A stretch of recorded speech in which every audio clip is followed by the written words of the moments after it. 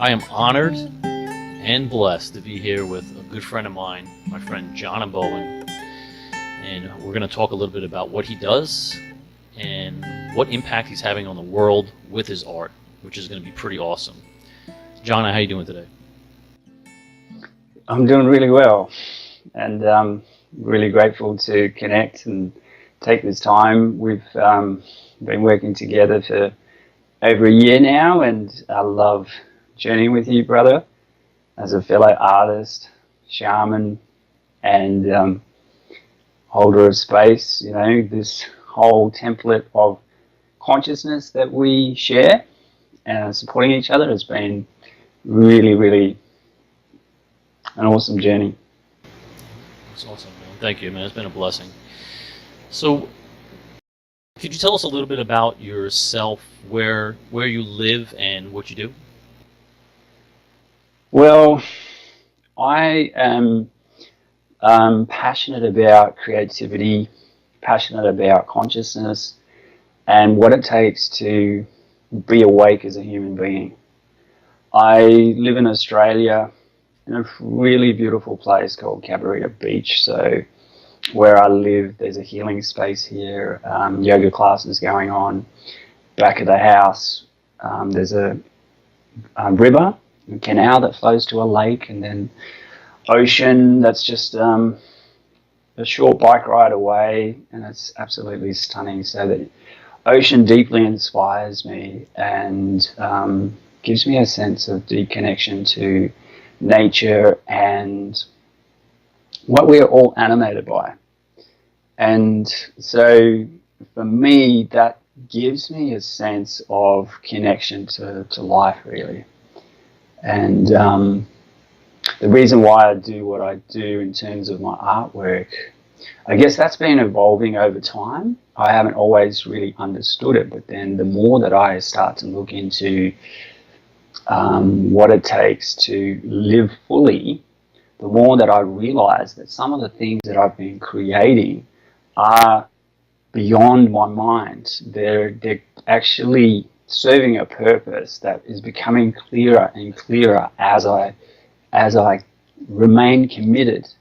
So along the way, there's been so many times where I nearly gave up, and that comes up quite a lot, especially in the world that seems to value things that aren't, to me, that valuable. And so as I do the work, I recognize why I'm so enlivened by it, why I'm so turned on by it, and why it matters. Yeah. So, so we talk a lot about like having a mission and a why. I mean, having a why is one of those things that's pervasive out there in the world in general now. It's like everyone needs to define their why. You know, in a short statement, what's your mission with your art and your why?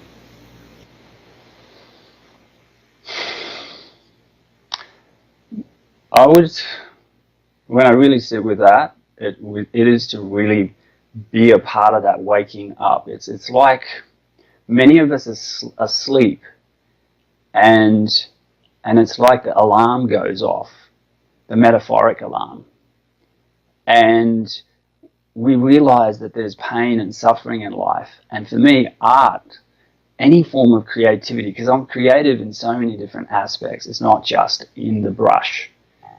And so for me, being creative is part of that waking up process. It's part of the call that I answer. And I don't my mind doesn't know why, but my soul does. And so when I act on that, it's like an intuitive process. I can't go wrong when I answer that call. And so I want to, the more I answer that call, the more that I'm able to inspire others, and the more that others hear that call through that process of creativity. And it inspires because it's enlivening, and it's part of that process. It's beautiful. And do you do any like do you work with people one on one as far as inspiring them and things like that? Yeah, yeah. So I've worked in groups, one-on-one. I designed a group based on meditation, movement, dance, music, art therapy, bringing all these different elements together. Then one-on-one, we had massage, dance, healing, and I've been formulating a creative mastery program. So that's bringing these really all the elements that it takes to wake up, to listen, to dissolve distraction, addiction, and whatever it is that doesn't support life, to really honor that awakening process as a creative mastery connection thing. So this is, for me, it's like an evolving process that I'm really inspired by, really loving, and the more that I commit to that, the more that I feel that not only am I drawn to it, but then the souls that are ready to commit to that process are stepping forward. That's awesome. It sounds like you have a lot of projects going on. I know you're a lot like myself, where we do music. We're both musicians. We're creating art. We're thinking about programs and courses and just different ways to diversify ourselves as far as how we can interact with people, right? And to reach out to people in that creative way so that we can just enjoy life, basically. You know, that's for me, that's where it comes down to. But I know you have a lot of projects going on, but what's the most current project that you're working on, and what are you most excited about right now? To be honest, I know that there's a lot of projects, and I'm sure anybody listening to this would resonate with having so much going on: family, work, social life, commitments, and I feel that. What really excites me, that's helping me to anchor it, ground it all, and really be that buoyancy that gives my life that buoyancy. I would say it's my meditation classes that I've been teaching lately. They're very simple, they're very insightful, and they give me a sense of, no matter how challenging things can get, they give me the sense of what is it really all about and where does it really come from. So that deep creativity is nourished by this presence that unearths from that practice. So I get fed, and that's, I know Eckhart Tolle has said this, and not to discount what I'm experiencing, but that connection to that timelessness and the wellspring of creativity really comes from that sense of presence that I experience in meditation. So I've been sharing that with other people, and it's just been so graceful to watch that unfold. And I bring that into my art practice. I bring that into the new things that are unfolding. That's awesome. Is that class or workshop that you're working with people, is it in person, or is there going to be an online component to that as well at one point? So the Creative Mastery Program will incorporate meditation into it because of that fact that without the stillness of the mind, we can't really access creativity. The meditation classes that I've been holding have been an in-person experience, but I'll also have a Creative Mastery Program, a retreat that's in person, because having that in-person experience will give an in-depth journey that takes us much deeper, but I also want to make it available so that people who aren't able to be in person doing the retreat then will still be able to access the program online as well. Sounds awesome. Yeah.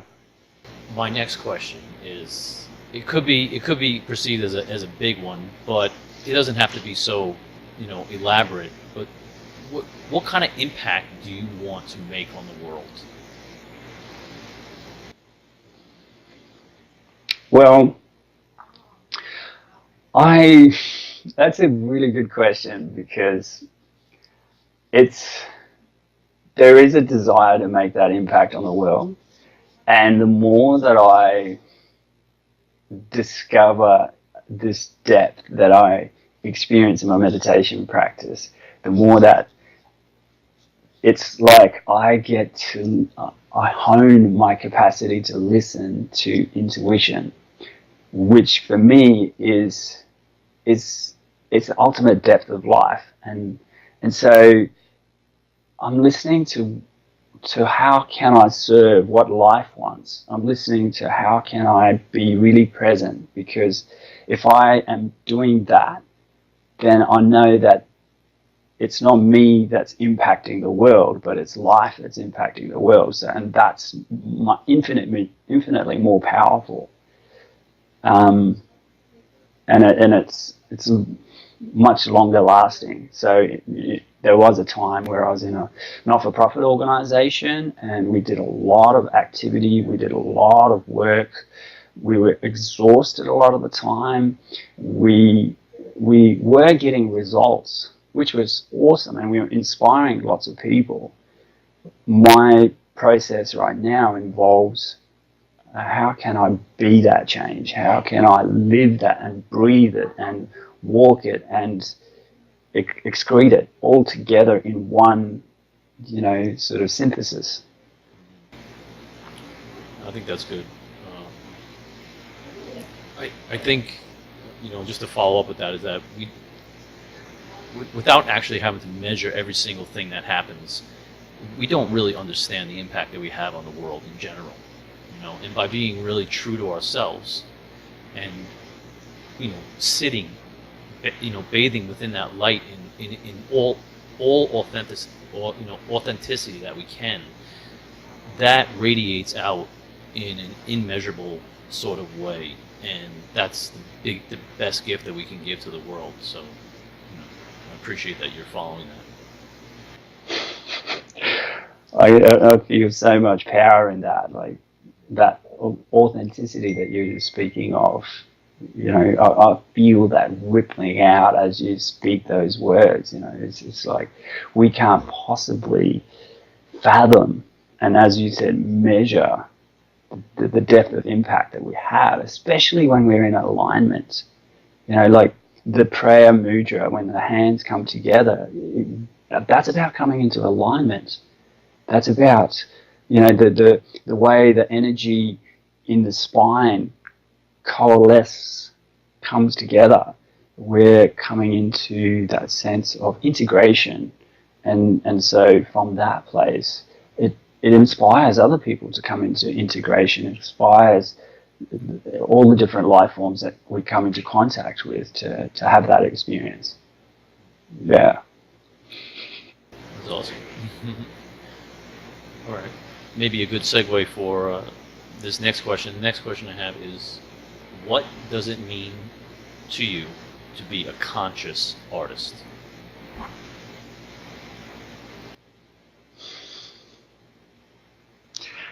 It means absolute undying love. It means facing my fears in my every day, in my every breath. It means turning up with my beloved. It means recognizing that everything I do matters. And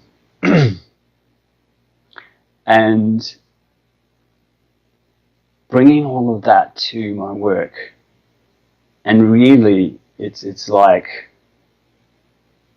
there is this recognition that all of it matters. So there's this dissolution of those moments where I think I'm not being creative. So those parts of me that when they're getting triggered, how do I creatively turn up to that and then draw that into my creative process, so that when I turn up to do my work, whether that's making a piece of music, whether that's singing, whether that's creating a painting or drawing, or telling a story, whether through writing or animation or whatever it is, there's going to be challenges and there's going to be rewards.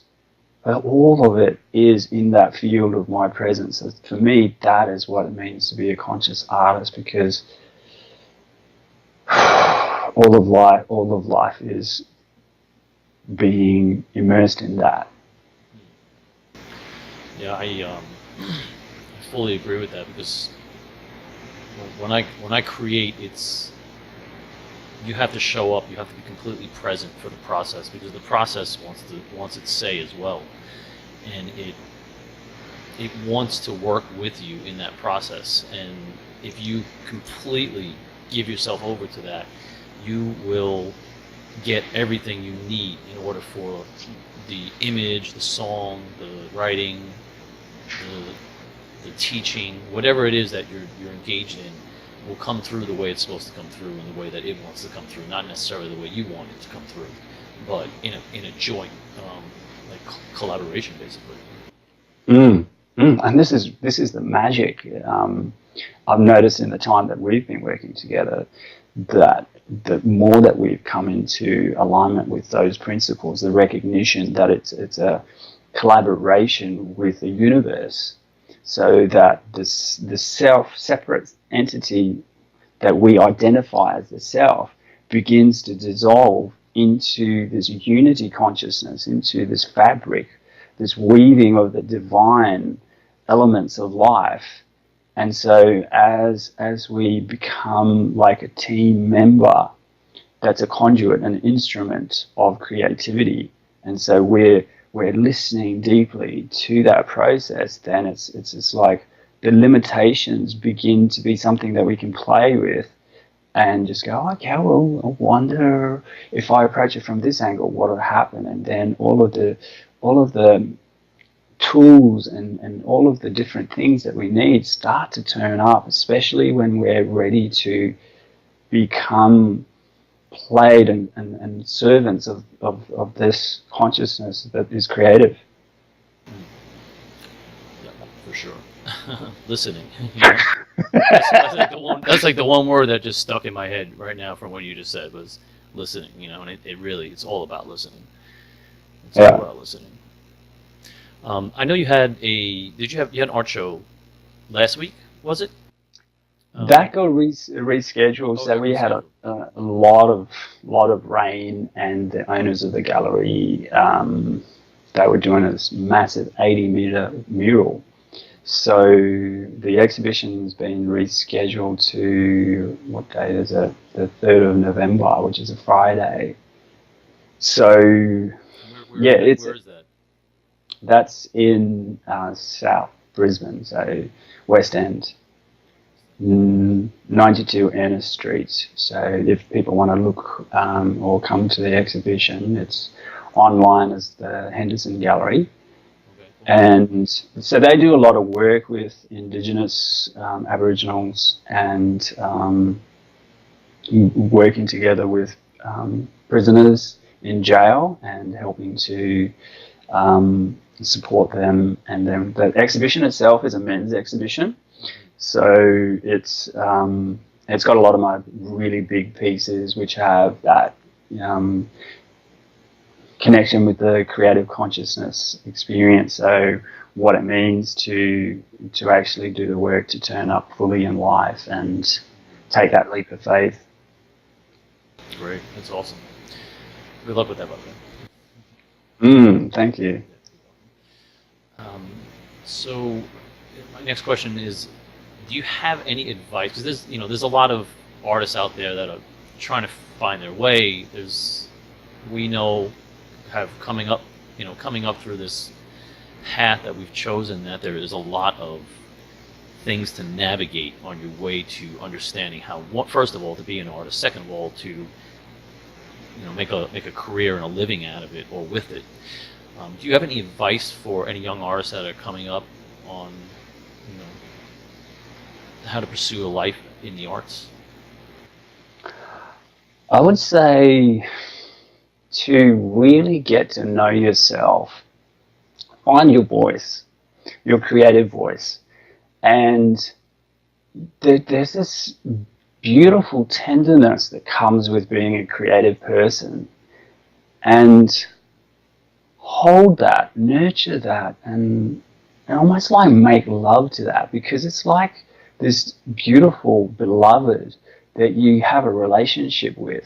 And if you don't turn up for that, then it starts to wither and it starts to become impoverished. And just like our beloved, we turn up and we have this divine foreplay. And so we need to find our own voice and be authentic in that. So as a creative person who, you know, maybe is just starting out, I would really, if you feel if it's your calling, then listen to that and let your voice be this thing that you turn up for and enjoy it. Don't make it something you should do or put all this pressure on it to perform for somebody else. It's about this relationship that has its own life, and we turn up for that. So let it have its own way with you. That's yeah, what I would sort of suggest. That's funny. I'm laughing because a lot of people say like, oh, you know, like I've people say like, you know, you're so lucky you get to make your living as an artist and like, you know, you get to create all the time and stuff like that. And I'm just like, you know, sometimes I'm like, you know, I kind of don't have a choice to some degree. You know what I mean? You know what I mean? Yeah, Like yeah. there's just like any other relationship. There's good times, there's bad times. You know what I mean? It's not all peaches and cream. You know what I mean? Like, you know, and that's part of showing up for it. You show up, you know, in the tough times. You show up in the good times. You know, and it's a dance. You know, it's a dance, and it's an interesting thing. It's I'm interesting. really, yeah. I'm really glad you said that, Peter, because there is that depth and there's this terrain. Like I'm feeling your tears in your eyes just right now because that's the magic. That it's not all peaches and cream. It's not all sunshine. There's going to be thunder and lightning. There's going to be very frightening. There's going to be tears, and there's going to be the deserts. And it wouldn't be beautiful without that. And and so when we recognize that, when those aspects turn up, can we weather it?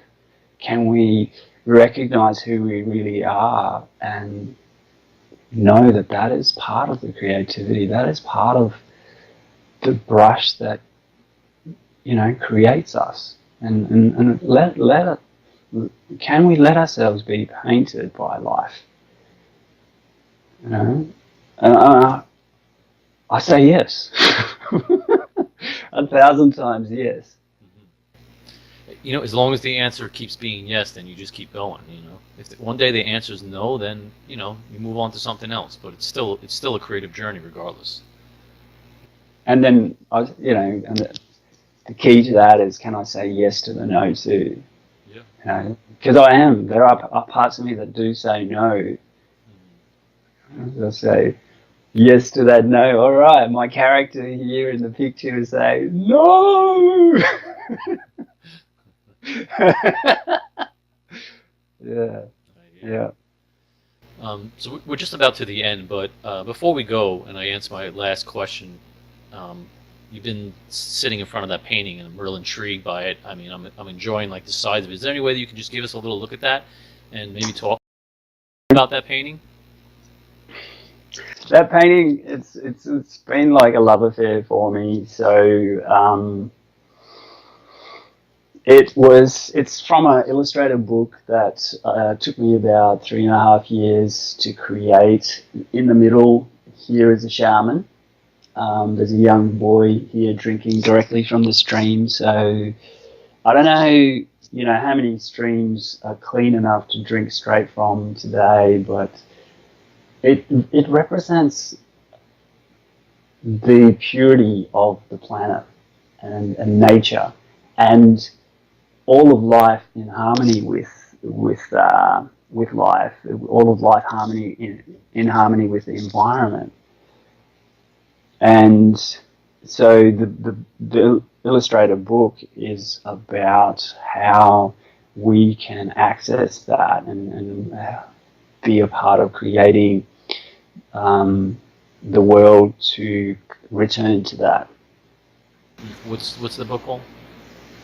It's Rainbow Turtle, Golden Dolphin, and I know the name, but just in case people haven't seen it or heard of it. Yeah. So the rainbow turtle symbolizes the full spectrum of human consciousness. So initially, I started telling the story long time ago. I saw a golden dolphin in the ocean, much to my amazement, and I've had a few visions. So seeing miracles in nature where the mind boggles and goes, well, how can this be real? But throughout many instances throughout history, people have witnessed miracles. And so if I'm able to suspend the critical mind and that part of the mind that disbelieves, then I can be available and access information that's transformative. And so that's what this book is about, is accessing these elements in life and in ourselves and in the world, and unlocking that so we can recreate a lot of the issues and problems that we're observing, that if we don't take responsibility, then we're going to experience a lot of suffering, whether that's in our own personal lives or across the global stage. And this book is a children's book, right? Yeah, it's predominantly focused to be for children, but it's really universal. So adults get a real depth to it as well. It's awesome. We'll put a link along with the video if anybody wants to check that out, right? Yep, it'll be there. All right, so we're pretty much at the end, and I just want to offer you the opportunity to add anything that you'd like. Is there anything that you'd like to say before we close? So I wanted to first of all, just before we finish up, those of you who are creative already, to stick with it. It's not.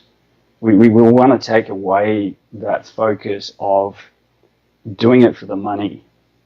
So to really unlock our creative potential, it's much vaster when we limit ourselves based on how much money we're making.